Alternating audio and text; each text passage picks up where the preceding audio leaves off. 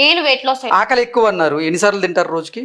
అంటే ఇప్పుడు లేదండి, చిన్నప్పుడు మెడిసిన్ వల్ల ఎవరికైనా ఆకలి అనేది కంపల్సరీ ఉంటుంది. గంటకు అరగంటకు ఒకసారి ఏదో ఒకటి ఇవ్వాల్సిందే. నీలో అసలు ఎటువంటి లోపం లేదని నీకు తెలుసు? నాకు తెలుసు. అవునా? అమ్మ డాక్టర్ దగ్గరికి తీసుకువెళ్ళినా, డాక్టర్ మీకు ఏదైనా మెడిసిన్ రాసి ఇచ్చినా మీరు మెడిసిన్ ఎందుకు వాడుతున్నారు? మరి మీలో లోపం లేదు కదా? నాకు తెలుసు. ఇక్కడ మా మమ్మీ హ్యాపీనెస్ కోసం మాత్రమే నేను తీసుకున్నా. అది నాకు పడదని తెలుసుకుని నేను తీసుకునేది మా అమ్మ కోసం. నేను మమ్మీకి చెప్పిన నాకు ఏం ప్రాబ్లం లేదు మమ్మీ, నేను ముందుగా చెప్తా మమ్మీకి రిపోర్ట్స్ నార్మల్ వస్తుంది తప్ప నాకు ఎలాంటి ప్రాబ్లం లేదు అని మమ్మీకి చెప్పారు. కానీ తల్లి అనే ప్రేమ అనేది ఎలా ఉంటుంది అంటే ఏమన్నా మెడిసిన్ వాడితే తగ్గుతుంది కదా అని చెప్పేసి ఒక ఆలోచన ఉంటుంది చూసారా. సుహాసిని గారు, భవిత మానసిక పరిస్థితి బాగాలేదని మీరు నమ్ముతున్నారా? అందుకే ఆవిడ చేత మెడిసిన్ వాడిస్తున్నారా అంటే ఏం చెప్తారు? అంటే ఫస్ట్ లో మానసిక పరిస్థితి అందరికి అప్పుడు 2014లో అమ్మవారు పోసిన వాళ్ళకి చాలా మంది ట్రీట్మెంట్ తీసుకున్నారు. అది కర్నూలు హాస్పిటల్లోనే చిన్న పిల్లలకి అదే ఏజ్ వాళ్ళకి 10 లోపు 11 లోపు ఉండే పిల్లలకి అందరికీ అమ్మవారు ఎక్కువ పోయడము ఆ సమయంలో అందరికీ జరిగినప్పుడు ట్రీట్మెంట్ తీసుకున్నారు, అందరికీ నయమైంది, వెళ్ళిపోయారు. కానీ మా పాప ఒక మాటకు ఇంచి తగ్గట్లేదు. తను ఎలా మాట్లాడుతుందో, తన హెల్దీ ఎలా ఉంటుందో తను అలాగే ఉంటుంది, మొదట్లో ఎలా ఉంటుందో అలాగే ఉంటుంది. అంటే అమ్మవారు పోసిన సమయంలో మీరు మెడిసిన్ వాడారంటే ఓకే, నేను అడుగుతుంది అది కాదు. ఇప్పుడు అసలు తన గత జన్మ రహస్యాల గురించి మీకు చెప్పడం, అలాగే తాను పాముని అని నాగరాజు నాగదేవత గురించి మీకు చెప్తున్నటువంటి నేపథ్యంలో తన మానసిక పరిస్థితి బాగాలేదని మీరు అనుకున్నారా? అందుకే ఆవిడ చేత మీరు మెడిసిన్ వాడించారా? మానసిక పరిస్థితి బాగాలేదని నేను వాడట్లేదు. తనకు బ్యాక్ పెయిన్ కానీ బాడీ పెయిన్స్ కానీ హెడ్ఏక్ కానీ ఇట్లా వచ్చేది. తనకి ఎందుకు వచ్చేదంటే తనకు కనపడే విజువల్స్ వల్ల తనకు వచ్చేది. బ్యాక్ పెయిన్ ఎందుకు వచ్చిందంటే కనుక నేను ఈ గుడి జోలికి నేను రాను, నాకు అవసరం లేదు, నీతో నాకు సంబంధం లేదు.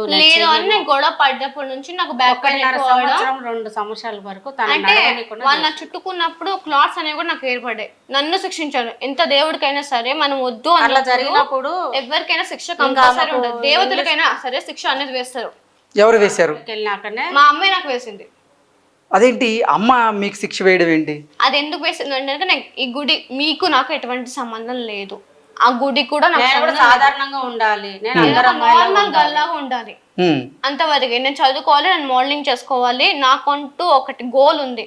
ఆ గోల్ నేను రీచ్ అవ్వాలని చెప్పేసి నేను ఫైట్ చేశాను. ఫైట్ చేస్తే సరే నేను ఓడిపోయాను, ఓకే బాగున్నది అంతా.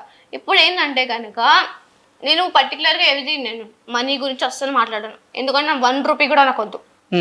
నేను ఏమంటున్నానంటే కనుక ఆ టెంపుల్కి బయటకు వేసినప్పుడు ప్రతి ఒక్క అఘోర అయినా సరే, ప్రతి అఘోర అండ్ వచ్చేసి నార్మల్ పీపుల్ కూడా వచ్చి అక్కడ దర్శనం చేసుకోవాలి, ఆయనకి పూజలు అందాలి, పూర్వ వైభవం తీసుకురావాలి. అంటే రాజుల కాలంలో ఎలా జరిగేదో అది నేను తీసుకురావాలి ఇప్పుడు. అంటే అసలు ప్రతిరోజు నాగరాజు గారు నాగరాణి గారు మీకు కనపడి ఏం చెప్తున్నారు? వాళ్ళు అసలు మిమ్మల్ని ఏం చేయాలని మీకు ఈ జన్మ ఎత్తించారు అంటే ఏం చెప్తారు? దానికి గుడి గురించి మాత్రమే, ఇంకా కొన్ని పనులు ఉన్నాయి నేను చెప్పకూడదు. అంటే చదువుకుంటూ కూడా గుడి పనులు చేయించవచ్చు కదా? చదువుకుంటూ మీరు ఆర్థికంగా బలంగా ఉంటారు, ఏదన్నా మంచి ఉద్యోగం చేసుకుంటూ ఉంటే మీరు మీ దగ్గర ఆర్థికంగా బలంగా ఉంటే ఇటువంటివన్నీ చేయడానికి అవకాశం ఉంటుంది కదా. మరి మీ తల్లిదండ్రులు ఎందుకు మిమ్మల్ని ఆపుతున్నారు? అది నాకు కూడా తెలియదని నేను అడిగాను. ఏమనంటే కనుక నన్ను ఎందుకు చదువుకొని అట్లా అంటే జస్ట్ మా అమ్మ ఒక సింపుల్ ఒక నవ్వు నవ్వుతుంది. నాకు అది ఎందుకో కూడా నాకు ఇంతవరకు తెలియదు. జస్ట్ ఒక నవ్వు నవ్వేసి కామ్గా ఎంత విలుచుగా వలగదు, ఇంకెంత విలుచుగా కనబడదు, వెళ్ళిపోతుంది. వెళ్ళిపోయిన తర్వాత నేను వెళ్ళినా సరే తను రెస్పాండ్ అవ్వదు నాకు ఆ విషయంలో. మా డాడీని అడిగినా సరే మా డాడీ ఇన్వాల్వ్ అవ్వదు. ఏ అమ్మ కూతురు ఏమన్నా పడని అన్నట్టు వాళ్ళు కూడా ఇప్పుడు మీరు ఎలా ఉంటారో ఒక ఫాదర్ మదర్ మేము కూడా అలాగే ఉంటాం, మీరు ఎలాగో మనుషులుగా మేము అక్కడ అలాగే ఉంటాం. కాకపోతే కనుక వాళ్ళకి బవర్స్ ఉంటాయి అంతే. ఓకే, అదొక్కటే చెప్పేది.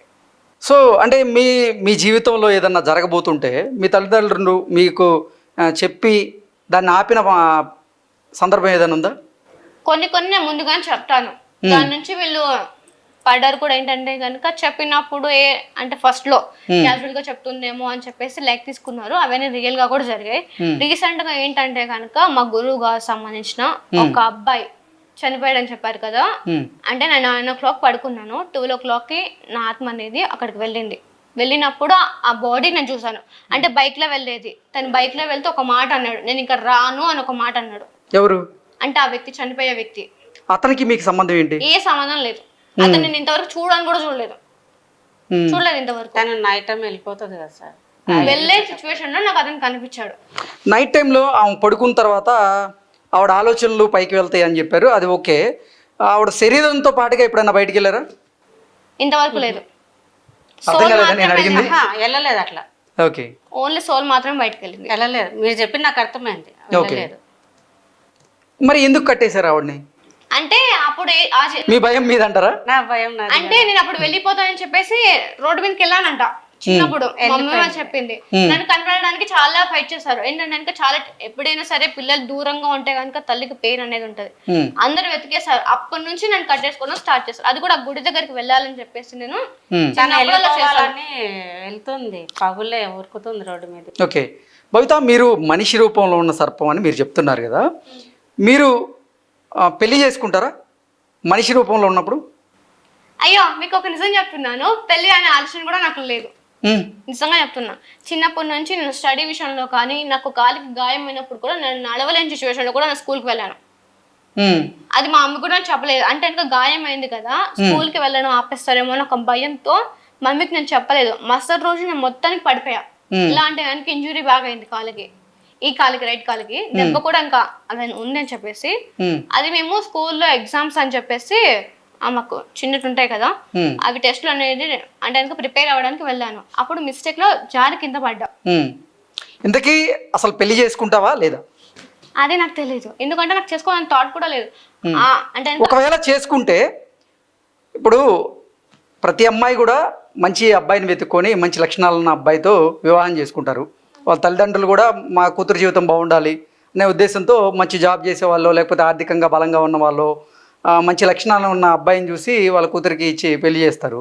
ఇప్పుడు మీరేంటి, ఈ జీవితంలో పెళ్లి చేసుకుంటారా లేదా?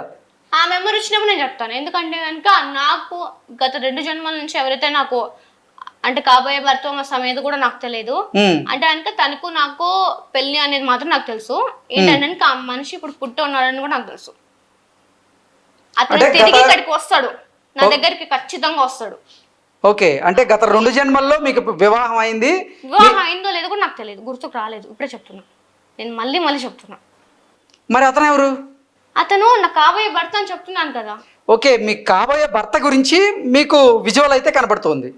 అంటే అతను మరి ఈ జన్మలో ఉన్నాడు? అతను ఉన్నాడు. ఎక్కడ ఉన్నాడు తెలియదు. మీ ముందుకు వస్తాడా? వస్తాడు. ఓకే, అతన్నే పెళ్లి చేసుకుంటారా? తెలియదు. అంటే కనుక అది మేము ఇద్దరు కలిసి డిస్కషన్ చేసుకుంటాం తర్వాత, చేసుకోవాలా వద్దా అనేది. ఓకే, ఇది నాకు కొంచెం ఆశ్చర్యంగా ఉంది. ఎందుకంటే అసలు మీరు మనిషిని వివాహం చేసుకుంటారా లేదా పాముని వివాహం చేసుకుంటారా అనేది తెలుసుకోవాలనే ఉద్దేశంతోనే ఈ ప్రశ్న అడిగాను. సరే, ఈ క్వశ్చన్ అడిగారు కదా, తను మనిషి పాము నాకు తెలియదు. గత 2 జన్మల తను సర్పరూపంలోనే ఉన్నాడు. అంటే కనుక నేను ఎక్కడ పుడితే తను కూడా అక్కడే పుట్టాడు. ఓకే, నేను పుట్టిన ప్రతిసారి తను జన్మిస్తాడు. ఓకే, అంటే ఈ జన్మలో కూడా మీకోసమే అతను జన్మించాడు. భూమి మీదే ఉన్నాడు. భూమి మీద మనిషి రూపంలో ఉన్నాడా సర్ప రూపంలో ఉన్నాడా? ప్రెసెంట్ అయితే మనిషి రూపంలోనే ఉన్నాడు. ఓకే, మరి తనకి ఆ లక్షణాలు కనిపిస్తున్నా లేదో నాకు తెలియదు. ఓకే, ఇప్పుడు ఏ రూపంతో ఉన్నాడో కూడా నాకు తెలియదు. ఏంటంటే తనను గత జన్మ రూపంలో నేను చూసాను, కానీ అది కూడా నాకు మొహం క్లారిటీ ఉండదు. అతని మొహం మాత్రం నాకు క్లారిటీ ఉండదు. ఒక తల్లిగా మీరు చెప్పండి, తనకి 2 జన్మల క్రితం కాబోయే భర్తగా ఒక పాము కనపడినట్లుగా చెప్తూ ఉంది. తను ఈ జన్మలో కూడా తన కోసం తను చేసుకోబోయే వాడు భూమండలం మీద ఉన్నట్లుగా మానవ రూపంలో ఉన్నట్లుగా చెప్తూ ఉంది. ఎవరినైనా మీ దగ్గరికి తీసుకొచ్చి నేను ఇతన్ని వివాహం చేసుకుంటాను అంటే మీరేం చెప్తారు? తనకు ఎవరి వ్యక్తి అయితే తనకు తెలుస్తుందో ఆ వ్యక్తిని చూడగానే తనకు అర్థమైపోతుంది. ఓకే, ఇప్పుడు నిద్రలో కూడా 2-3 సార్లు ఏడవడం నేను చూసాను. అంటే కళ్ళల్లోంచి నీళ్ళు వెళ్ళిపోవడం అనేది అంటే ఎప్పుడు జరగలేదు. ఎందుకు అట్లాగా ఏడుస్తున్నావు అని ఒకసారి తట్టడసగానే ఒకసారి లేచింది. ఒక వ్యక్తి వచ్చి ఇట్లా నన్ను ఇట్లా అప్పుడు జరిగిన విషయాలు చెప్పుకుంటూ వచ్చింది. అట్లా ఉంది మమ్మీ, నాకు ఇట్లా అనిపించింది, ఆ వ్యక్తి దూరం అవుతున్నాడు నాకు, అందుకే నేను ఏడ్ చేశాను అని చెప్పింది. ఆ వ్యక్తి ఎవరంటే ఆ జన్మలో 2 జన్మల నుంచి తను తోడుగానే ఉన్నాడు. అతనే నాకు విజువల్స్ పేస్ సరిగా అనేది కనిపించలేదు. వస్తాడు, కనిపించదు, వెళ్ళిపోతాడు. అతను వెళ్ళిపోయేటప్పుడు నాకు ఏడుపు అనేది వచ్చేసింది. అంటే తన మైండ్ లోకి నాకు గుర్తొచ్చిన ప్రతిసారి నేను ఇక్కడ ఏడుస్తా. తను బాధపడిన నేను ఇక్కడ బాధపడతాను. 2-3 సార్లు నిద్రలో కూడా మేము అంటే అతని ఫీలింగ్ నా ఫీలింగ్ మా ఇద్దరికి ఒక కనెక్షన్ అనేది ఉంది. అంటే అతని రూపం మీకు కనపడుతున్నప్పుడు అతను ఎక్కడ ఉండాలో మీకు తెలియాలి కదా, ఎందుకు తెలియలేదు? అది నేను ఏంటంటే కనుక అది ఆ జన్మలో ఉండేటి నేను అక్కడ వెళ్ళి మీట్ అవుతున్నాను తనని. అంటే కనుక సర్పరూపంలో వెళ్ళాను కదా, అక్కడ తను అక్కడ ఉంటాడు. ఒక చెట్టు ఉంటది అక్కడ, పర్టికులర్ గా చెప్తున్నాను. ఆ చెట్టు దగ్గర మేము కలుస్తాం. ఎందుకంటే కనుక మేము మాట్లాడుకునేది అక్కడ మేము ఎక్కువ తిరగడం కానీ ఆడుకునడం కానీ చిన్నప్పటి నుంచి అలా ఉండేది కాబట్టి అక్కడ మాత్రం మేము కలుస్తాము, ఏం చేస్తారు అక్కడ? మాట్లాడుకుంటాం. ఓకే, అంటే సర్పరూపంలో ఉన్నప్పుడు మాత్రమే మీరు కలుస్తారు, మాట్లాడుకుంటారు. ఓకే, అంటే ఈ జీప్ అనేది వెళ్ళిపోయి అక్కడ ఉంటది కదా అప్పుడు. ఓకే, అతని రూపం అంటే మనిషి రూపంలో ఏదన్నా కనపడుతుందా మీకు? తను ఎప్పుడైనా కనిపించేది ఇప్పుడు ఒక చెట్టు దగ్గర తను అక్కడ ఉంటాడు అనమాట. అంటే సర్పరూపంలో మీకు కనపడతాడా లేదంటే మనిషి రూపంలో మనిషి కనపడతాడా? రూపంలోనే ఎక్కువ ఉంటాడు. మరి గ్రహించుకోగలరు కదా మీరు, అంటే ఆర్టిస్ట్ తో స్కెచ్ వేయించి అతను ఎక్కడున్నారో తెలుసుకోవచ్చు కదా. అతని రూపురేఖలను కనిపించట్లేదు ఇడా. ఓకే, మీరు రూపురేఖలు కనుక నాకు చెప్తానంటే నేను ఒక ఆర్టిస్ట్ని పిలిపించి స్కెచ్ వేయించి మీకు హెల్ప్ చేసేవాడిని. నాకు రూపురేఖలు కూడా తన రూపం మటుకు గుర్తుకుంది. తన రూపం ఆ జన్మలో రూపం అనేది ఒకసారి రాత్రి సడన్ గా లేసి సడన్ గా థాట్ వచ్చి నేను గీసాను. ఆ గీస్తే తనకు చేత కాదు కాబట్టి ఏదో కొన్ని గీసుకునేది. ఎవరైనా ఆట వేసేటోళ్ళు ఉంటే కనుక తన క్లారిటీగా నేను చెప్తాను, అలా వేసే వాళ్ళు నాకు కావాలంటుంది. ఓకే, అసలు తన రూపాన్ని ఏమ రూపాన్ని అతన్ని కాదు, ఏమ రూపా అంటే అప్పుడు ఆ జన్మలోది గీసింది. ఆ బొమ్మ కూడా నా దగ్గర ఉంది ఇప్పుడు కూడా. అది పూర్తిగా తనకు చేత కాదు కాబట్టి తను గుర్తుకుండదని ఫేస్ కొంచెం గీసుకునేది. బహుశా నీ స్నేహితుల్లో కానీ లేకపోతే మీ కుటుంబ సభ్యుల్లో కానీ మీ బంధుమిత్రుల్లో కానీ ఎవరైనా మిమ్మల్ని ఇబ్బంది పెడితే మీ మనసులో వాళ్ళ గురించి మీరు ఏదైనా శపిస్తే వాళ్ళకి ఏదైనా అయిన సందర్భం ఉందా? నాకు ఎక్కువ కోపం వచ్చినప్పుడు ఒకవేళ ఆ మనిషిని ఏదైనా అంటే కనుక నెక్స్ట్ మినిట్ వాళ్ళు జరిగిపోతుంది. ఓకే, ఎందుకంటే నేను కోపం వచ్చినప్పుడు నాకు ఎక్కువ వాళ్ళ కోపం తప్పేది ఎవరైనా సరే. నేను ఇప్పుడే చెప్తున్నా, ఆ కోపం వచ్చి నేను ఒకవేళ నేను ఇంకా ఓర్చుకోలేక అనేసానంటే మాత్రం పర్టికులర్గా ఖచ్చితంగా జరుగుతుంది. ఓకే, ఎవరెవరికి జరిగాయి ఇప్పటివరకు అలా? అంటే ఇంకా కొంతమందికి జరిగాయి. ఓకే, ఏమనుకుంటారు మనసులో నా ఇప్పుడు వీళ్ళని ఏమైనా హర్ట్ చేశారనుకోండి, ఇప్పుడు తినకు అంటే ఇంకా కొన్ని సిచ్యువేషన్లో నాకు కొన్ని అన్నాను, తనకి చేతికి గాయాలను అవ్వడం కానీ యాక్సిడెంట్ జరగడం కానీ ఇవన్నీ జరిగాయి. బాబోయ్, నా గురించి ఏమనుకోలేదు కదా? నేనేం అనుకోలేదు. మీరేం నాకు కోపం తెప్పించే పని ఏం చేయలేదు కదా. ఓకే, అంటే నాకు నిజంగా మీరు చెప్తూ ఉంటే ఆశ్చర్యం వేస్తుంది. ఏంటి అసలు మీరు చెప్పేది నిజమేనా? మిమ్మల్ని ఎవరైనా ఇబ్బంది పెడితే మీరు మనసులో ఏదైనా అనుకుంటే వాళ్ళకి నిజంగా అయిపోద్దా? అది మనసులో అనుకోను, డైరెక్ట్ వాళ్ళ మొహం మీద చెప్పేస్తాం. మనసులో అనుకోదు, మొక్క మీదనే చెప్తారు. నేను మళ్ళీ మనసులో దాచుకోవడము ఒక పర్సన్ కి భయపడే ఇంతవరకు నేను చేయలేదు. ఎవరైనా సరే, ఎంత అబ్బాయి అయినా సరే, ఒకటే చెప్తున్నాను, నా స్కూల్లో అయినా సరే నేను ఏ అబ్బాయికి భయపడలేదు. ఓకే, అమ్మాయి అయినా అబ్బాయి అయినా భయపడలేదు ఇంతవరకు. ఎంత వాడైనా సరే తిరిగి మాట్లాడతాం. చెయ్యి కూడా గట్టిగా పట్టుకోగలను, అంత నాలో ఉంది. ఓకే, మోడలింగ్ వైపు వెళ్ళాలనుకున్నారు, అది నా కళ అంటూ ఇందాక మీరు చెప్పారు. ఎందుకు మోడలింగ్ అంటే అంత ఇంట్రెస్ట్ మీకు? అంటే కనుక ఒక మోడల్ గా అనేది అదొక నా ఫ్యాషన్. ఏంటంటే అంటే నాకు చాలా ఇష్టం కూడా. అంటే నన్ను నేను అలా చూసుకోవాలి అని చెప్పేసి. అంటే మిమ్మల్ని మీరు ఒక మోడల్ గా చూసుకోవాలనుకున్నారు, మరి ఎందుకు ప్రయత్నం చేయలేదు? మంచి చక్కగానే ఉన్నారు కదా.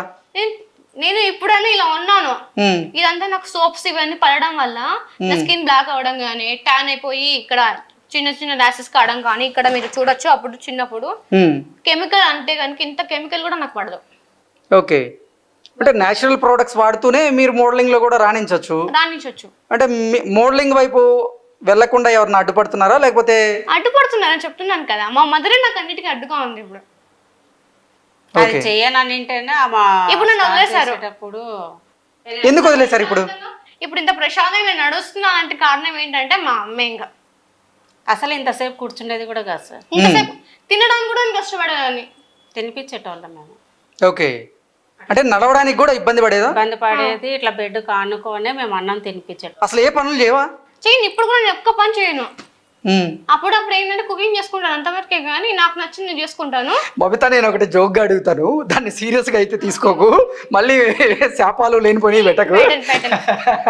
నేను జోయల్గా అడుగుతున్నాను. అంటే మీ మదర్తో ఒక డాక్టర్ చెప్పారు తను పనులు తప్పించుకోవడానికి నాటకాలు ఆడుతుంది అని, ఒక డాక్టర్ మీ మదర్తో చెప్పారు.